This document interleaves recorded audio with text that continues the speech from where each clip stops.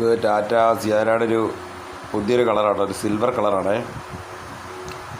ഇതിൻ്റെ കളറിൻ്റെ ഫോർമുലയൊക്കെ ഇപ്പോൾ ഓൾറെഡി ഇറങ്ങിയിട്ടുണ്ട്. വണ്ടി കുറവാണെങ്കിലും അതിൻ്റെ കളർ ഫോർമുലേഷൻ ആക്കിയാലൊക്കെ ഇപ്പോൾ അവൈലബിൾ ആയിട്ടുണ്ട്. അതുകൊണ്ട് എന്തായാലും ആ കളറിൽ നിന്ന് ഒന്ന് എടുത്തു നോക്കിയതാണ്. നമുക്കിവിടെ ഇപ്പോൾ ഫസ്റ്റ് ടൈം ആട്ടോ പറഞ്ഞത് ഈ വണ്ടി. കണ്ടു നോക്കുക.